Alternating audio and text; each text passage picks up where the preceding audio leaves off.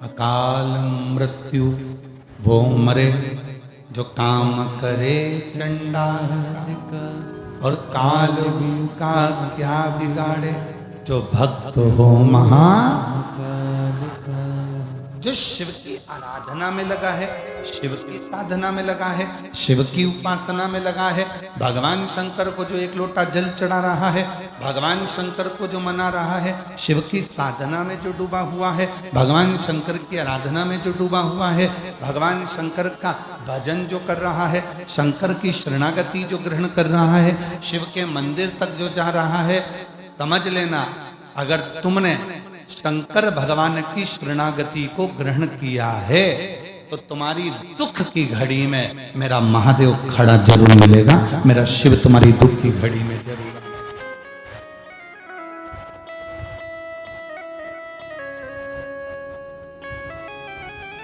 आएगा वो।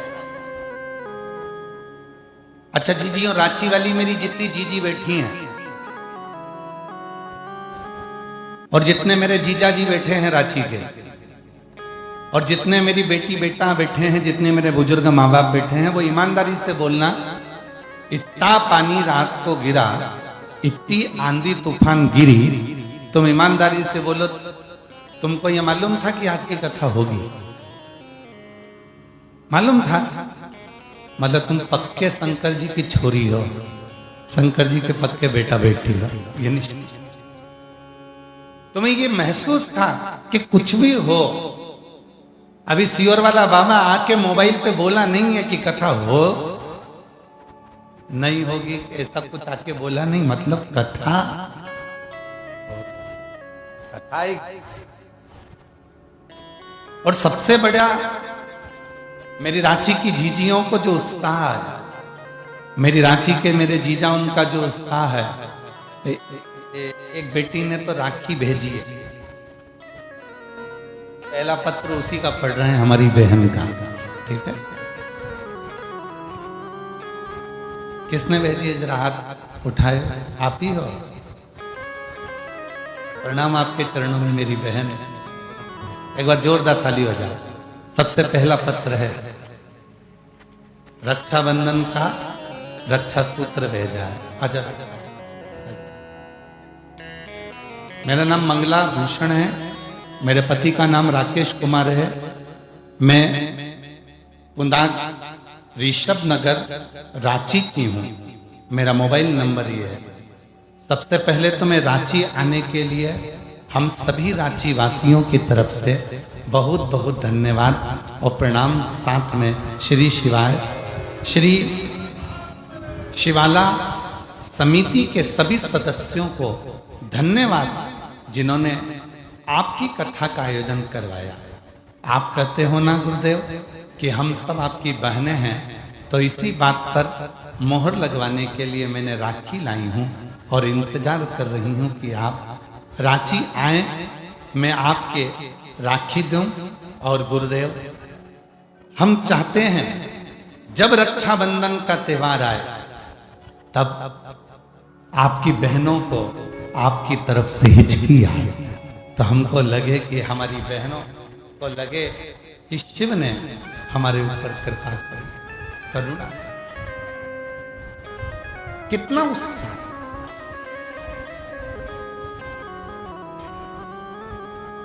कितना कितना उत्साह शिव के प्रति, भगवान शंकर की कथा के प्रति, कितना कितना।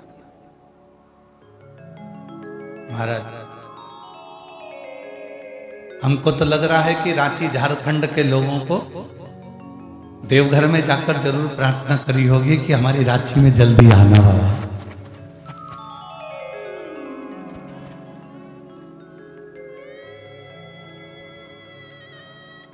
और शंभो शरण पड़ी मांगो घड़ी घड़ी दुख का तो दया करी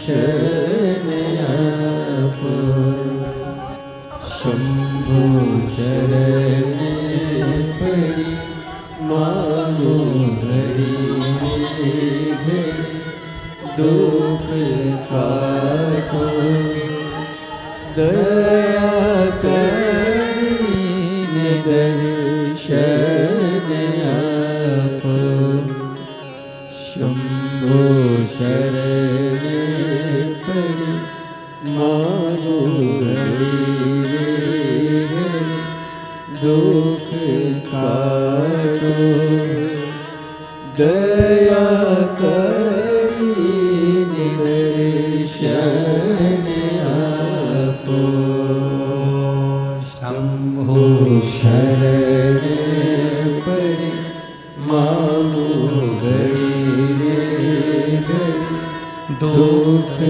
काटो दया करीने दर्शन आपो। दो चीजें हैं, एक है अभाव और दूसरा है स्वभाव।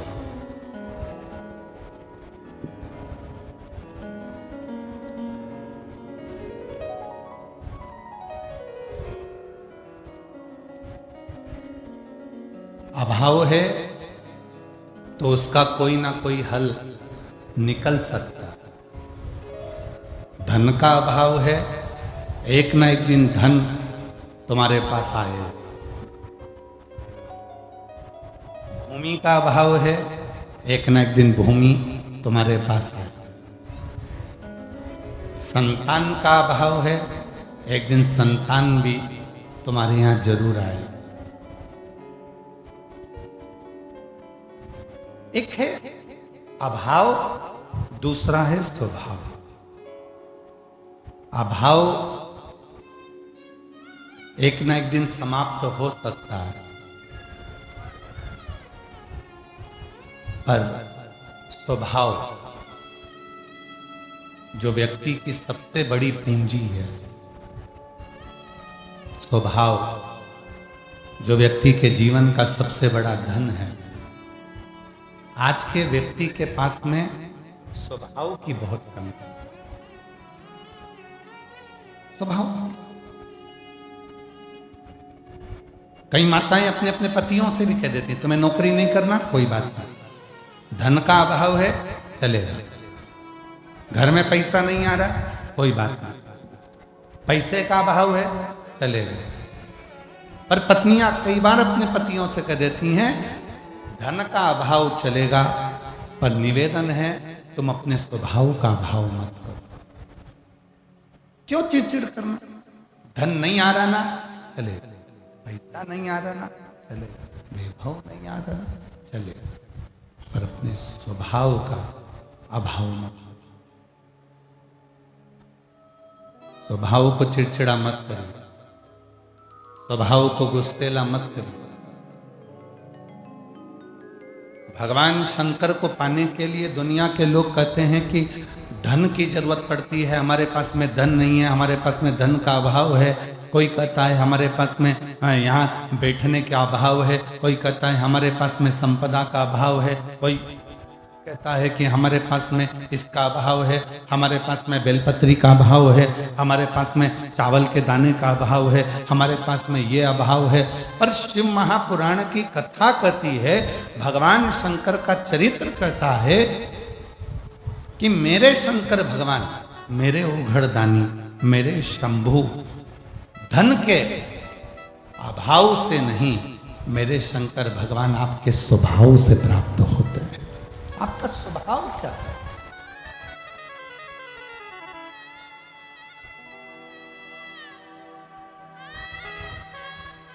आपका स्वभाव क्या वर्णन कर रहा है?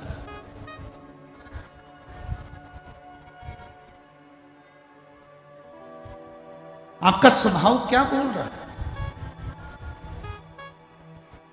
कल रात्रि को हम बरसते हुए पानी में यहां पहुंचे, खूब पानी गिर रहा था। जहां रोड पे से हम आ रहे थे तो पंजे पंजे पानी, गाड़ी के टायरों में पानी इतना था, इतना पानी गिर रहा। हमको लगा कि इतनी रात्रि का समय है, पानी इतना गिर रहा है, इतनी रात को जगह मिलेगा, कहाँ जाएंगे, कैसा होगा।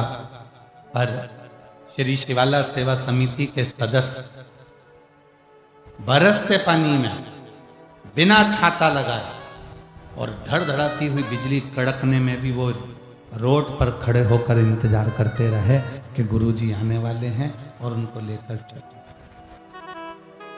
साधुता यार, साधु।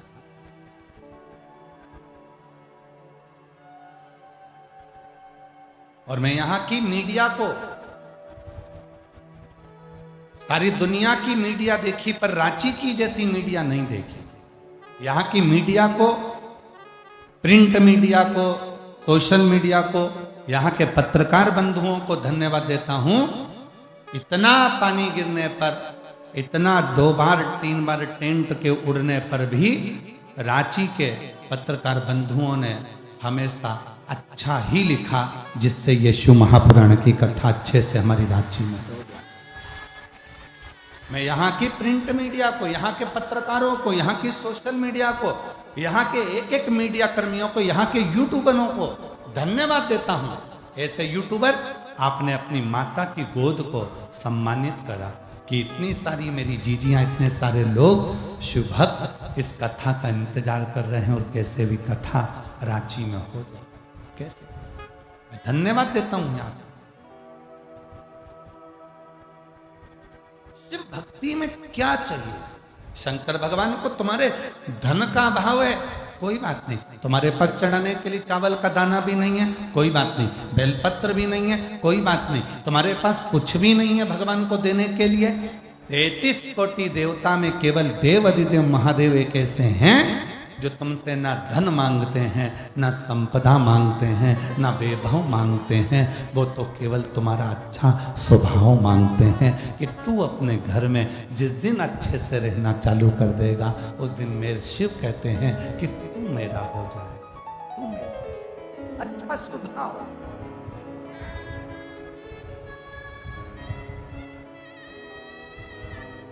और हम अपना अच्छा स्वभाव कहां बनाते हैं? दोस्तों से बात करते हैं तो बहुत अच्छे से करते हैं, फोन पे बात करते हैं, दोस्तों से, व्यापारियों से या किसी से भी बात करते हैं तो बहुत अच्छे से करते हैं। और जो पत्नी का फोन आया और जो बात करी, ऐसा लगता है कि 2-4 हथगोले बम फोड़ दिए। ऐसा लगता है कि 2-4 हथगोले फोड़, बात करते करते ही झगड़ा। सुनो, आते आते आधा किलो गिलकी लिया ना, तुरई लिया ना, दूध की थैली लिया ना, वहां से सामान लेकर आऊं तो वहां से ऐसा लिया ना। इतने में पति सुन रहा था और चिढ़कर बोल दिया, घर आ रहा हूं ना, लिस्ट बना के दे देना। लो, फूट गया बम, हो गया हथगोला। अरे भाई, इतना सुना था ना, और सुन लेता, नहीं लाता तो भी चलता, पर प्रेम से तो बोल देता, कोई बात नहीं, अच्छा हुआ तूने मुझे बता दिया, मैं आऊँगा तो सब लेकर आऊँगा। और हो सकता है कि मेरी जल्दी में कुछ भूल जाऊं तो तू टेंशन मत लेना, कल लेकर आ। और अगर कल भी भूल गया तो तू चिंता मत कर, तुझे तो गाड़ी चलाना आती है ना, तू मार्केट चली जाती है ना। एक काम करना, कल भी नहीं ला सकूं तो परसों तू चली जाना, तू लेकर जाना। जब तुम इज्जत देकर, स्वभाव को बदलकर, सम्मान के शब्दों से उसको आदर कर कर जब कुछ बोलोगे ना, तो पक्का है वो भी मुस्कुराकर तुमको जवाब देगी और तुम्हारा जीवन एकदम आनंदित होता चले। हम लोगों ने मुस्कुराना बंद कर दिया, हम लोगों ने मुस्कुराना बंद कर दिया। अब तो केवल सुबह सुबह पतंजलि के बाबा श्री रामदेव बाबा जब योग कराते हैं तब आप लोगों को हंसना सिखाते हैं कि थोड़ी देर हंसो, मुस्कुराओ।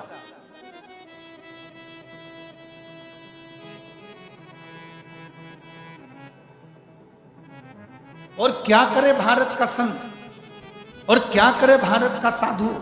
वो आपको मुस्कुराना तो सिखा रहा है, हंसना तो सिखा रहा है कि अभी हंसो, मुस्कुराओ, ये जीवन मिला है। मेरे शंकर भगवान के प्रत्येक स्वरूप का दर्शन करिए, मेरे शिव जी के प्रत्येक स्वरूप का दर्शन करिए। शायद 33 कोटि देवता में किसी देवी ने जितने क्वेश्चन नहीं करे, 33 कोटि देवता में किसी देवी ने अपने पति से कितने प्रश्न नहीं करे, उससे 1000 गुना ज्यादा प्रश्न भगवान शंकर की पार्वती जी ने, माता सती ने, उमा ने, कात्यायनी ने, कुष्मांडा ने, स्कंदा ने, माता पार्वती जी ने अपने पति से रोज हजारों प्रश्न करे हैं और उस प्रश्न का उत्तर स्वयं शिव ने मुस्कुरा कर दिया।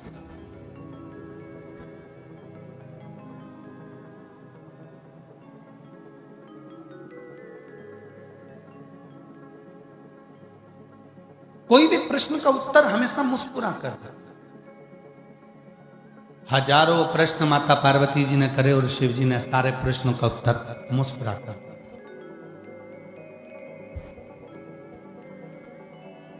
मुस्कुरा। और एक आज का मनुष्य है जो किसी भी प्रश्न का उत्तर मुस्कुरा कर नहीं देता, उसके चेहरे पर हंसी ही नहीं रहती। इतना सुंदर प्रश्न था, सबसे पहला प्रश्न माता पार्वती जी ने शिव जी से किया और बहुत भारी प्रश्न।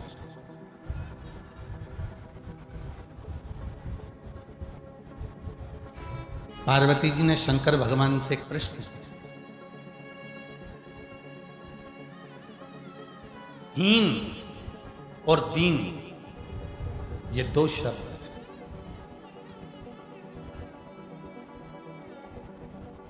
एक शब्द हीन। आप लोगों ने सुना होगा पुत्रहीन, इसके घर में पुत्र नहीं है। धनहीन, इसके पास में धन नहीं। संपदाहीन, इसके पास में संपदा नहीं। वैभवहीन, इसके पास में वैभव नहीं। धनहीन, मकानहीन हो सकते हो, बंगलाहीन हो सकते हो, दुकानहीन हो सकते हो। दुकान नहीं है, बंगला नहीं है। दो शब्द माता पार्वती जी ने शिव जी से प्रश्न करा, एक है हीन, दूसरा है दीन। पुत्रहीन मतलब पुत्र नहीं है, संतानहीन मतलब संतान नहीं है, धनहीन मतलब धन नहीं, वैभवहीन मतलब वैभव नहीं। तो पार्वती जी ने एक प्रश्न करा कि हीन और दीन ये दो शब्द हैं, इन दो शब्दों में आप मुझे ये समझाएं कि सबसे प्रबल शब्द कौन सा? सबसे प्रबल शब्द। शिव जी ने पार्वती जी से कहा, भगवान शंकर मां पार्वती जी से बोले, एक शब्द है हीन, पुत्रहीन, धनहीन, वैभवहीन, मेरे पास में ये कुछ भी नहीं। तो शंकर भगवान मुस्कुराकर उत्तर देते हैं पार्वती को, सुनो पार्वती, दो शब्द हैं, एक हीन मतलब नहीं है और दूसरा है दीन। दीन का मतलब होता है कि मेरी शरणागति ग्रहण कर लेना। पार्वती, जो मेरे मंदिर में आकर, मेरे शिवालय में आकर एक लोटा जल जो समर्पित करता है, पार्वती मैं उसको दीन जानकर उसके दुखों को अपना बना लेता हूं और उसको जिंदगी में कभी हीन नहीं होने देता, उसकी जिंदगी को मैं संपदावान, उसको मैं कभी जिंदगी में फिर हीन नहीं होने देता। फिर मैं देना चालू करता। एक पत्र है, अच्छा है, देखिए, रिया ओझा जमशेदपुर टाटानगर से आई हैं। कहीं बैठी हो तो हाथ हिला सकती हैं। रिया ओझा कहीं बैठी हैं तो हाथ हिलाएं। रिया ओझा अगर कहीं बैठी हो तो हाथ हिला सकती हैं। रिया ओझा। और अगर कहीं बैठी हो तो आ सकती हैं बेलपत्र लेने के लिए। रिया ओझा जमशेदपुर टाटानगर से हैं। मेरा मोबाइल नंबर ये है। गुरुदेव, एलईडी पर पत्र चल रहा है? हाँ ठीक। गुरुदेव, मैं बाबा का कृपा का क्या बखान करूं। बाबा ने तो मेरे असंभव काम को भी संभव कर दिखाया। गुरुदेव, मेरी शादी को 5 साल हो गया था। डॉक्टर ने बोल दिया था तुम कभी मां नहीं बन पाओगी। फिर मैं जमशेदपुर में जब शिव महापुराण की कथा हुई, तब मैं किसी के कहने पर कथा के पंडाल में पहुंच गई और कथा सुनने के लिए बैठ गई।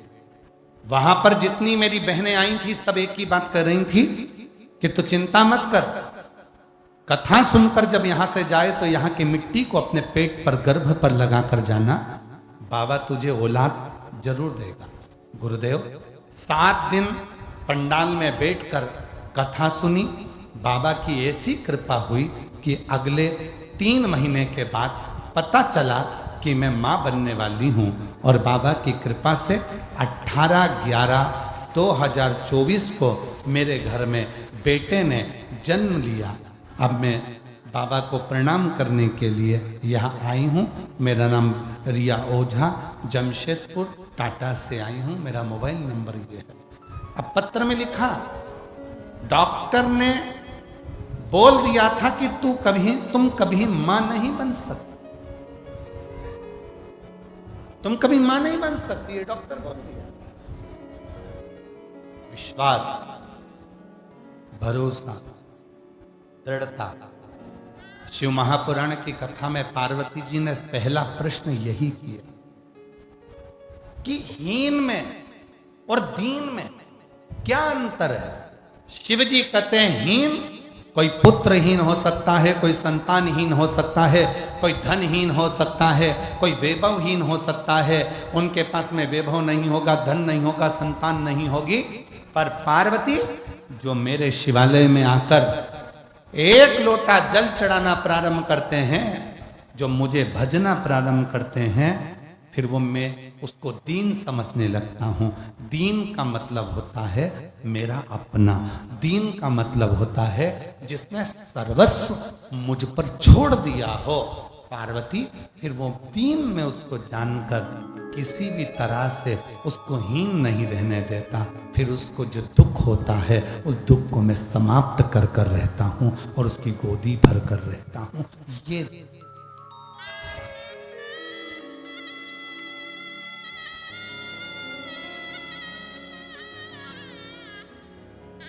और महादेव नमन चरणों में। जितनों को भी आता है सब बोलो। शिव महापुराण की कथा में आए हो, चुप नहीं रहना है। जहां भजन की लाइन आए उस लाइन को साथ में गुनगुनाओ, क्योंकि ये केवल भजन नहीं है, उस भोले बाबा से प्रार्थना है, कुबरेश्वर धाम वाले बाबा से प्रार्थना है, उस देवघर वाले मेरे बाबा से प्रार्थना है, सुरेश्वर महादेव से प्रार्थना है, गंगेश्वर महादेव से प्रार्थना है। उनसे महादेव नमन चरणों में स्वीकार कीजिए, सबका किया है मेरा भी उद्धार कीजिए, उद्धार कीजिए। एक त्रिशूलधारी, हे त्रिशूलधारी, हे त्रिपुंडधारी। बाबा को नमन करो, प्रणाम। हे त्रिशूलधारी, जोरदार ताली बजाओ बेटी के लिए। बाबा जी रीचा ओझा, डॉक्टर ने मना कर दिया था कि संतान नहीं होगी, और बाबा की कृपा से जमशेदपुर में कथा सुनने के लिए चली गई।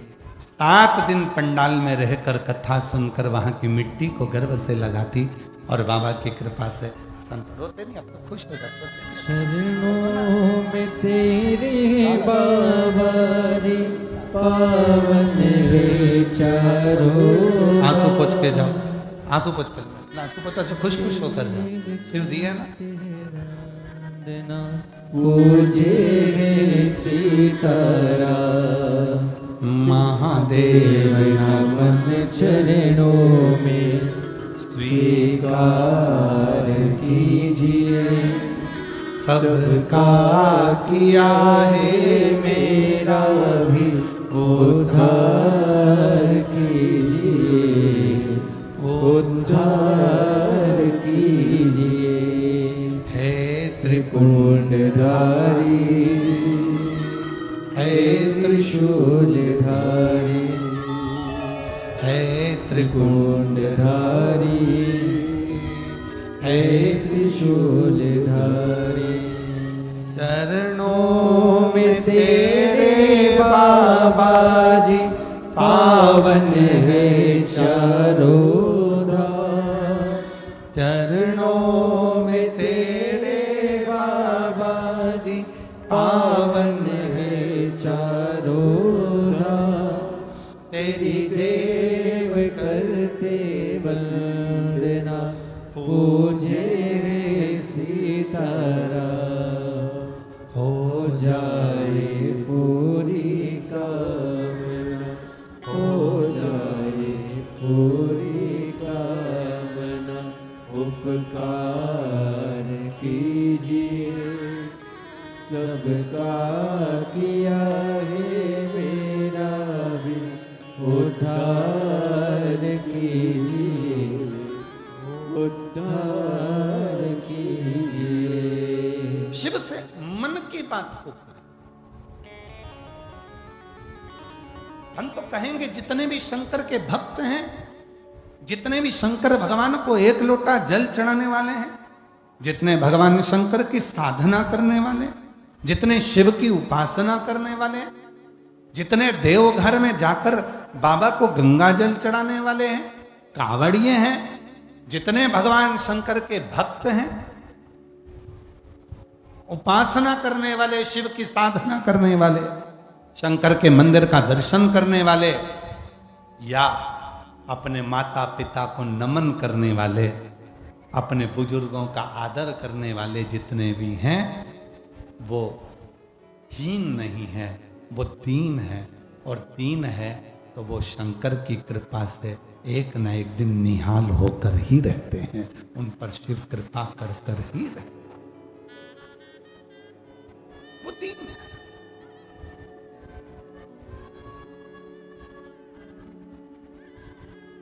कितनी सुंदर बात कही।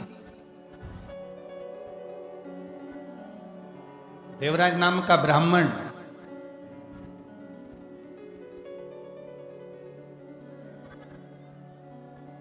जो कभी शंकर के मंदिर नहीं गया, कभी शिवालय नहीं गया, कभी देवालय नहीं गया, जिसने शंकर भगवान पर कभी एक लोटा जल नहीं चढ़ा,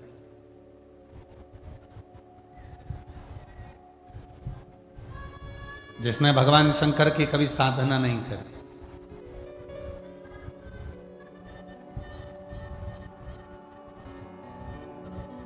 जो शिव के मंदिर ही नहीं गया, जो शिव साधना में लगा ही नहीं,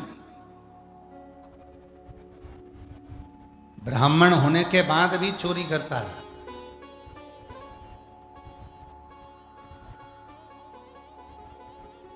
और एक दिन चोरी का धन लेकर आ रहा था। बहुत उसकी पत्नी जो थी, उसके बच्चे जो थे, वो सब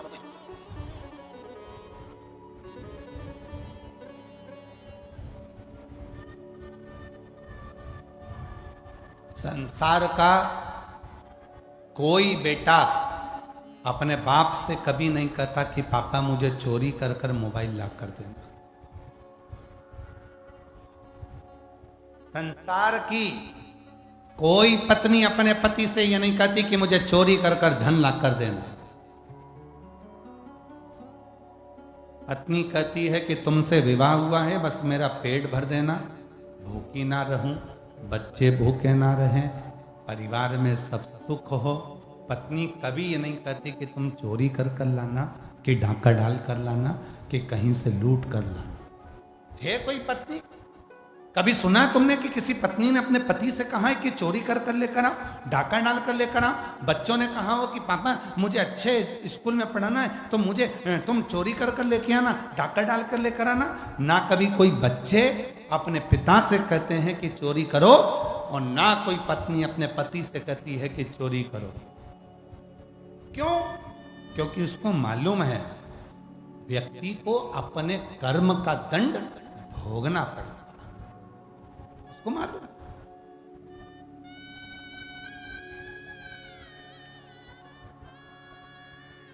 धन के हिस्सेदार तुम्हारे बच्चे भी होंगे। जो धन तुम कमा कर लाए हो उसके हिस्सेदार तुम्हारे बच्चे भी होंगे। धन के हिस्सेदार तुम्हारी पत्नी भी होगी, धन के हिस्सेदार तुम्हारी माता भी होगी, धन के हिस्सेदार तुम्हारे भाई भी होंगे, धन के हिस्सेदार तुम्हारे परिवार वाले होंगे, पर तुम्हारे कर्म के हिस्सेदार कोई नहीं होगा। अगर तुमने गलत तरीके से कमाया है तो उसका भोग तो तुमको भोगना पड़ेगा। तब मरने के बाद जब यमलोक जाओगे तो यमराज कहेगा कि तुझे भोगना है, तो तुम कहोगे मैंने तो अपनी पत्नी के लिए चुराया था, मैंने तो अपनी पत्नी के लिए गलत काम किया था, मैंने अपने बच्चों को पढ़ाने के लिए गलत काम किया था। इतने में तुरंत धर्मराज कहेंगे तेरे बच्चों ने नहीं कहा था कि तू चोरी कर, तेरी पत्नी ने नहीं कहा था कि तू चोरी कर, तूने करी, इसलिए कर्म का दंड भी तू भोग, कोई दूसरा नहीं।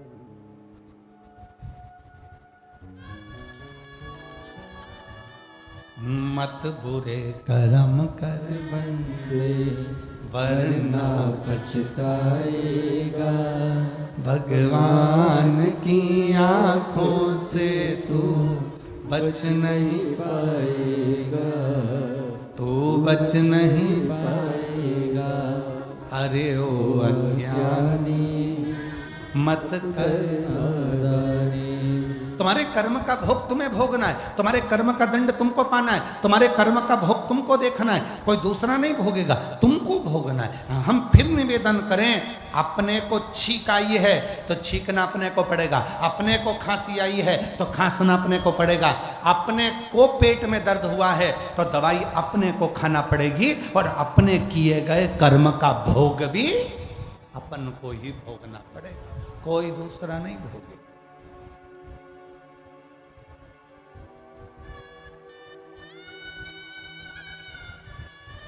तुम आयो शिव महापुराण की कथा सुनने के लिए, दूर दूर से आयो, अपने साथ में एक छाता भी लायो, पानी की 2 बोतल भी लेकर आयो, बिछाने का आसन भी लायो, ओढ़ने का कम्बल भी लायो, बैग लेकर आयो।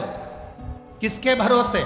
तुमने सोचा मैं जाऊंगी मेरे बाबा के चरणों में बैठकर कथा सुनूंगी, वहां की मिट्टी को आरती होने के बाद, जैसे ही 5 बजे आरती होगी, आरती होने के बाद वहां की रज को मैं नमन कर कर अपने शरीर पर लगाऊंगी, उससे विनय करूंगी, भोला सब दुख काट दे मेरा भोलेनाथ, बहुत दुखी हूँ, मेरे जीवन के सारे कष्टों को तू मिटा दे मेरे शंकर।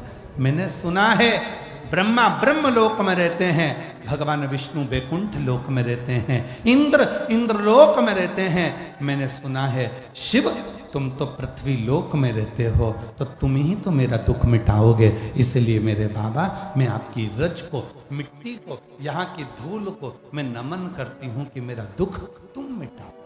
आए हैं बहुत सारे, मेरी जीजियां, मेरे जीजा, मेरी बेटियां, मेरे बेटा, मेरे बुजुर्ग माँ बाप, ना जाने कितने कितने, इतने रांची की भूमि पर हमने नहीं सोचा था कि पहले दिन तुम पंडालों में भरे मिलोगे। और तुम सबको मालूम था कि पंडाल उड़ चुके हैं, तुम सबको मालूम था कि रात को खूब पानी गिरा, उसके बाद भी तुम लाखों की संख्या में पूरे पंडालों में भरे पड़े हो, तो कहीं ना कहीं तुम मेरे बाबा से, अपने पिता से बात करने के लिए आए हो कि भोला सब दुख काटो भोला सब दुख काटो। बाबा से अपने मन की बात कहने आए हो कि मेरा दुख, मेरा भीतर की जो कष्ट है, मेरे भीतर का जो तकलीफ है वो मिट जाए। एक पत्र है, उस पत्र में उस बहन ने क्या लिखा है,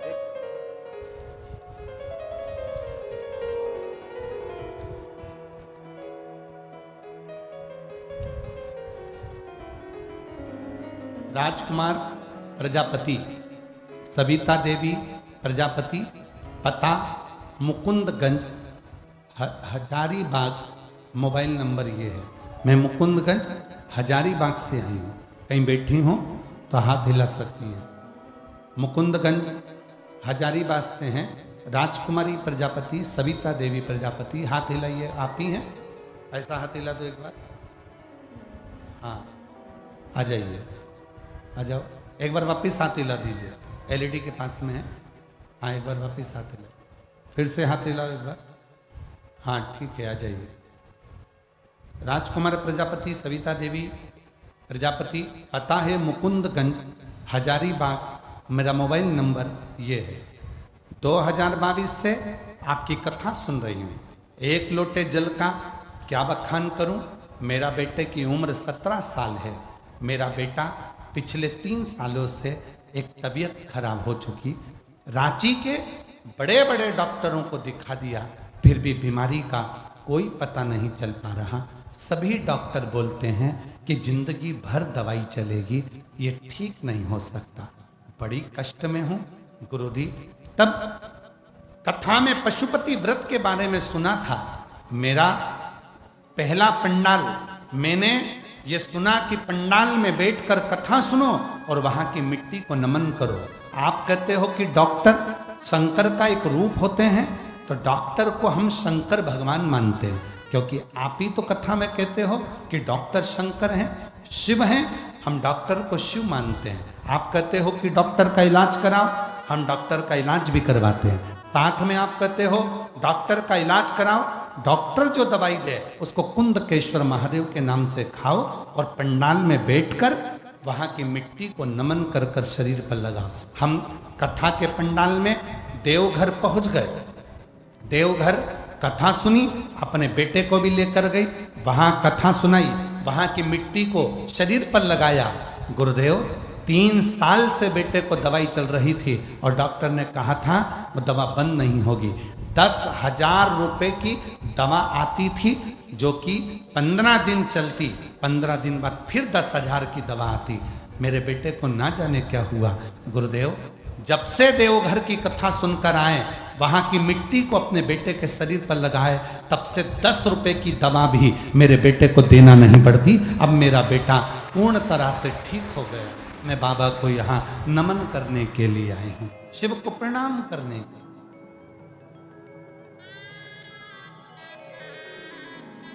उससे कहो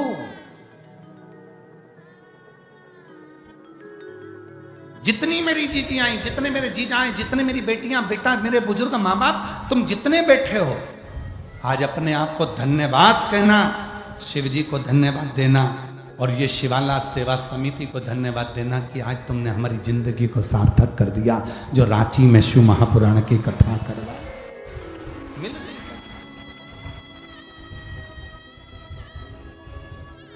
साधु था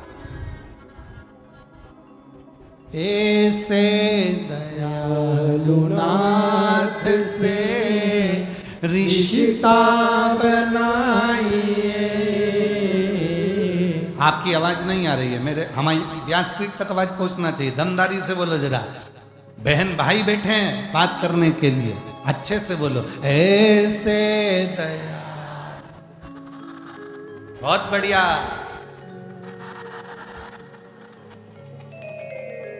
मिलता रहेगा आपको जो कुछ भी चाहिए, मिलता रहेगा जो कुछ। ऐसा करिश्मा होगा जो हुआ कभी नहीं, ऐसा करिश्मा होगा जो हुआ कभी नहीं। मांगा है भोलेनाथ से वरदान एक, मांगा है भोलेनाथ। बोलो बोलो। तेरी कृपा बनी रहे जब तक है जिंदगी, तेरी कृपा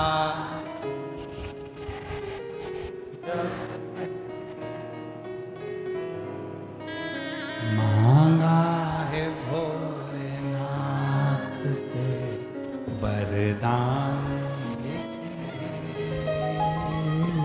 मांगा है वरदान।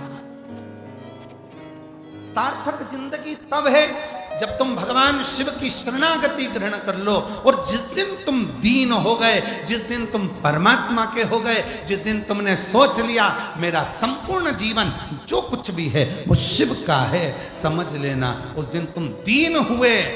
दीन तो हो गए, अब तुम हीन नहीं रहोगे। तुम्हारे यहाँ ना संपदा की कमी होगी, ना वंश की कमी होगी, ना वैभव की कमी होगी, ना कोई तकलीफ।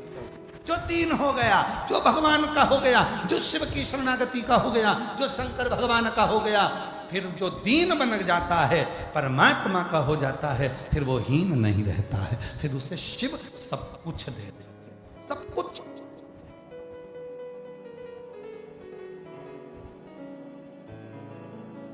भस्मासुर की कथा क्या कहती है?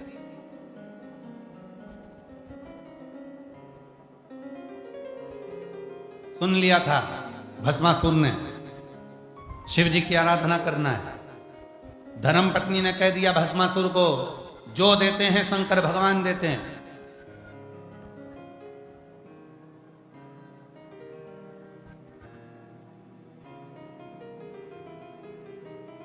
धर्म पत्नी ने कह दिया कि जो देते हैं शिव देते हैं। भस्मासुर ने सोचा चलो शंकर भगवान को रिझाता हूं। जाकर पूछा शिव जी किस चीज से राजी होते हैं? शंकर भगवान को राजी करना है तो क्या करना पड़ेगा? तो कहा एक काम करो, शंकर को भस्म चढ़ाओ। बस भस्मासुर ने शंकर भगवान को भस्म चढ़ाना प्रारंभ करी। एक नियम लिया, रोज ताजी मुर्दा की भस्म शिव को चढ़ाऊंगा। शमशान की भस्म लाता, चढ़ा देता। 1-2 साल निकल गए चढ़ाते चढ़ाते। एक दिन ऐसा हुआ कि शमशान में कोई मुर्दा ही नहीं आया। अब भस्म किसकी लूं? टेंशन में हो गया। घर गया, भोजन नहीं किया। पत्नी ने पूछा तुम भोजन क्यों नहीं करते? कि शमशान में मुर्दा नहीं आया तो शंकर को भस्म क्या चढ़ाऊं? मुर्दा ही नहीं है। हाँ, तो पत्नी बोलने लगी और कहीं से लिया, दूसरे शमशान गया, वहां से लाया। अब जाते जाते कई दिन निकल गए, उस शमशान में भी मुर्दा नहीं मिला। फिर और कहीं गया, फिर और कहीं गया, फिर तीसरी जगह गया, फिर चौथी जगह गया। हर जगह घूम घूम कर थक गया, पर भस्म उसको मिलना खत्म हो गई। अब पत्नी ने कहा क्या करोगे? तब पत्नी से पति ने कहा तू बता क्या करूं? तो कहा शिव जी से जाकर वर मांगो कि मुझे ऐसा वर दे दो कि मेरी खुद की भस्म की फैक्ट्री चालू करवा दो। भस्म की फैक्ट्री? हाँ, कब तक ढूंढोगे भस्म? भस्मासुर गया भगवान भोलेनाथ जी के पास। बाबा प्रसन्न हो गए, मांग क्या चाहिए? मेरी खुद की फैक्ट्री चालू करवाओ। शिव जी ने कहा क्या चाहिए? कि भस्म की फैक्ट्री। शिव जी बोले ऐसी कौन सी फैक्ट्री होती है जिसमें भस्म तैयार होती है? भस्मासुर ने कहा मुझे ऐसा वर दे दो, मैं जिससे हाथ रखूं वही भस्म, जैसे ही भस्म होगा ताजी ताजी भस्म लाके तुम्हें चढ़ा दूं। शंकर भगवान ने बोला तो चतुर है, इसकी खुद की फैक्ट्री हो जाएगी तो फिर इसको टेंशन भी नहीं रहेगी। जा, तुझे वर देता हूं, जिस पे हाथ रखेगा वही भस्म। दौड़कर घर गया, धर्मपत्नी से कहा मेरी खुद की फैक्ट्री चालू हो गई, जिस पे हाथ रखूंगा वो भस्म हो जाएगा। पति ने कहा पत्नी से पहली बार तू मेरी पत्नी ऐसी है जिसने मुझे शंकर जी से वर दिलवा दिया। आज मेरा मन कर रहा है तुझे गले लगाने का। पत्नी भाग गई। पत्नी ने कहा छूना नहीं, हाथ मत लगाना, छूना नहीं। पति बोला कि तू मेरी पत्नी है, मैं तुझे छू सकता हूं। नहीं नहीं, छूना नहीं, मुझे मत छू।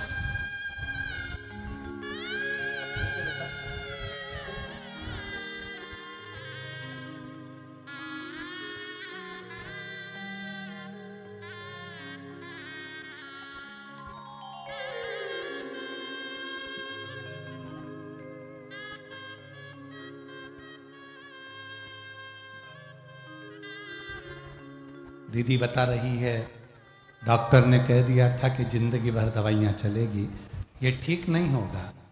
देवघर लेकर आ गई थी, देवघर के एक पंडाल में बैठकर कथा सुनकर वहीं की मिट्टी को लगाना। बाबा की कथा सुनकर फिर गई, जांच कराई, डॉक्टर ने सारी दवाई बंद कर दी। कहा अब तुम्हारा बेटा पूरी तरह से ठीक हो चुका है। एक बार जोरदार ताली बजाए।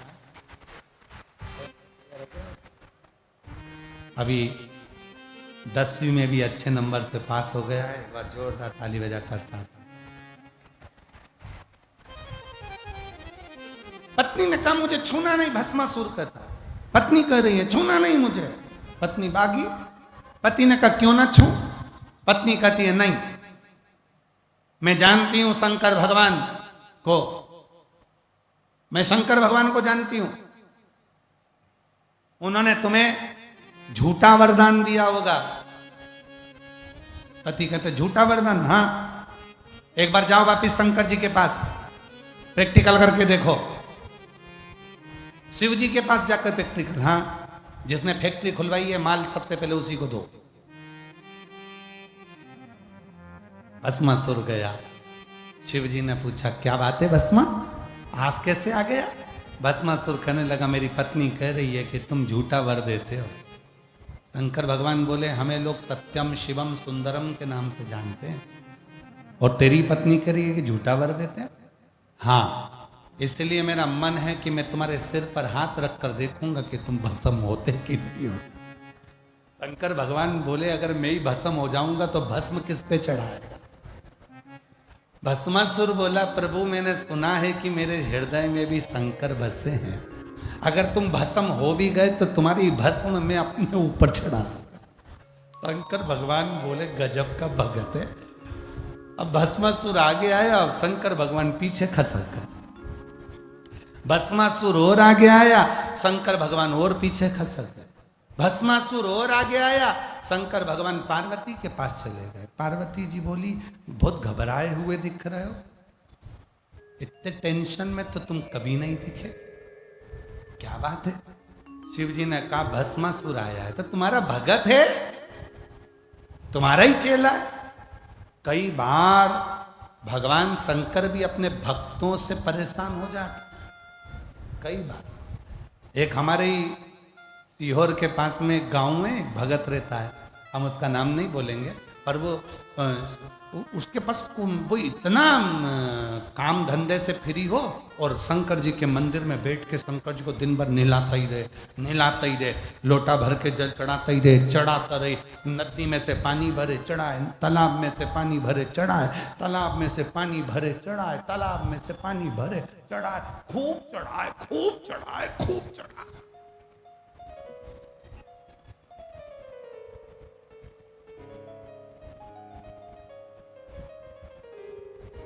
अब एक दिन वो बीमार पड़ गया।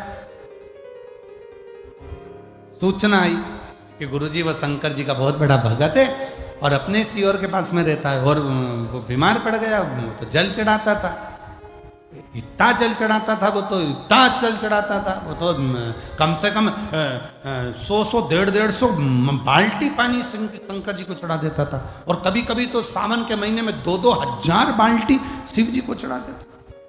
अच्छा, गए, सूचना मिली, हम व्यस्त थे तो हमने कहा उसी को लिया आना, उसको ला। हमने कहा भाई भगवान शंकर की आराधना करो, साधना करो, मना नहीं। शिव जी को एक लोटा जल चढ़ाओ, मना नहीं, पर तुम तो सोचो कि हजार हजार बाल्टी जल चढ़ाऊंगा और शंकर जी मुझ पर प्रसन्न हो जाए, कभी नहीं हो सकता। शिव की कथा कहती है एक बेलपत्र चढ़ाकर भी लोग मुझे प्रसन्न कर सकते हैं, और एक बार मेरे मंदिर में 3 बार ताली बजाकर भी लोग मुझे प्रसन्न कर सकते हैं। मुझे ढेर सारे जल की जरूरत नहीं पड़ती, ढेर सारे। कई लोगों की हमने कांवड़ यात्रा में देखी है, और आप तो रांची के रहने वाले हो तो आप लोगों ने भी कांवड़ यात्रा देखी होगी। कई कांवड़िया कांवड़ उठाते हैं, 100 लीटर जल, 15 लीटर जल, 25 लीटर गंगा जल, एक पलड़े में 15 लीटर, एक पलड़े में 15 लीटर, 51 लीटर, 101 लीटर, 150 लीटर जल कंधे पे लेकर चलते हैं। कौन सी पुराण में लिखा कि 100 लीटर जल लेकर चलो? कौन सी पुराण में लिखा कि 51 लीटर लेकर चलो? शिव पुराण में तो परशुराम जी का चरित्र शंकर की कथा कहती है कि एक कड़ुए कलश में थोड़ा सा भी जल यदि है और तुमने ले जाकर शिव को समर्पित करा है तो वो हजारों लीटर गंगा जल के बराबर। और जाने दो, शिव पुराण में का लिंग पुराण के अंतर्गत, नर्मदा पुराण के अंतर्गत, कूर्म के अंतर्गत, विष्णु पुराण के अंतर्गत, बरहा पुराण के अंतर्गत, पुराण शिव महापुराण, स्कंद पुराण के काशी खंड में भी मिलता है। ये नथुआ नाम का एक कुम्हार, नथुआ पुराण, नथुआ का कुम्हार पात्र नहीं था, पात्र नहीं है, बहुत साधारण परिवार से। जल के लिए जब पात्र नहीं था, सारा गांव कावड़ चढ़ाने के लिए जा रहा था, नथुआ के पास पात्र नहीं था, तो उसने अपने गले में पड़े हुए पिछोड़े के 2 भागों को गंगा जल से, दोनों पिछोड़ों के भागों को गंगा जल से गीला कर लिया। नथुआ ने दोनों भागों को गीला कर कर शिव शिव शिव शिव शिव शिव बोल बम बोल बम बोल बम बोल बम बोलता बोलता दोनों पिछोड़ों को लेकर गया, शिव जी को निचोड़ कर शंकर के ऊपर चढ़ा दिया। प्रदोष काल में नथुआ को घर पर स्वयं देव अधिदेव महादेव जाकर दर्शन दे दिए। कौन कहता है 100 लीटर गंगा जल लेकर जाओ, 151 लीटर गंगा जल लेकर जाओ, 1000 लीटर गंगा जल लेकर जाओ? किसी पुराण में नहीं लिखा कि 500 लीटर, 1000 लीटर, 51 लीटर, 21 लीटर। यहां लिखा है भाव का जल लेकर जाओ, जितना अपना शरीर दुखी ना हो, कष्ट में ना हो, हृदय से बोल बम बोल बम बोल बम बोलते हुए थोड़ा सा भी जल लेकर शिव के पास जाओगे तो मेरा देवघर वाला, मेरा बाबा तुम पर करुणा जरूर करेगा। उसको तुम्हारे 1000 लीटर जल से मतलब। बोलो, तुमने भी देखा कि नहीं देखा? आप लोग तो रांची के रहने वाले हो, कई बार अपने अखबारों में देखा हो, टीवी पे सुना होगा, सोशल मीडिया में सुना होगा, उसने 51 लीटर गंगा जल हरिद्वार से भरा, उसने 21 लीटर जल सुल्तानगंज से भरा, उसने इतना जल भरा, इतना जल। ना ना, मेरे शिव क्वांटिटी से जल नहीं लेते, मेरे शंकर तो थोड़ा। चपटी भभूत में है खजाना, उसके तो थोड़ा बहुत। शंकर भगवान को कोई कहे हम 1.25 लाख बेलपत्र चढ़ाएंगे, तुम 1.25 लाख बेलपत्र चढ़ाओ, मना नहीं है, पर पहले 1.25 लाख बेलपत्री के पेड़ लगाओ, तब 1.25 लाख बेलपत्र चढ़ाओ, तो शिव स्वीकार करेंगे। इसलिए शंकर भगवान को एक बेलपत्रम, केवल एक बेलपत्र, चावल का एक दाना शिव को प्रसन्न कर देता है। एक बेलपत्र शिव को प्रसन्न कर देती है। 3 बार ताली शिव को प्रसन्न कर देता है। शंकर भगवान के मंदिर का शिखर का दर्शन शिव को प्रसन्न कर देता है। बम बम बोलना शिव को प्रसन्न कर देता है। हर हर महादेव बोलना शंकर को प्रसन्न कर देता है। बोल बम का नारा है, बाबा एक सहारा है, शिव को बोलना प्रसन्न कर देता है। शंकर को प्रसन्न करने के लिए बहुत आडंबर, बहुत दिखावा, बहुत पाखंड करने की जरूरत नहीं है। शंकर को दिखाने के लिए जटा बढ़ा लिए, बहुत सारा चंदन लगा लिया, बहुत सारी माला पहन ली और बहुत बड़े तुम बाबा दिखने लगे। शंकर को वो प्रिय नहीं है। शंकर को तो कहते हैं शिव जी तुझे बाबा बनने की जरूरत नहीं है, तू बाबा की शरण में आ जा, बाबा तेरे पर कृपा करना चालू कर देगा। तू क्यों बाबा बनता? पर आजकल का जमाना बाबा बनने का हो गया, फैशन।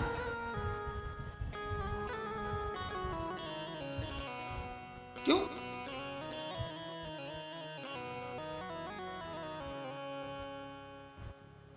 फैशन।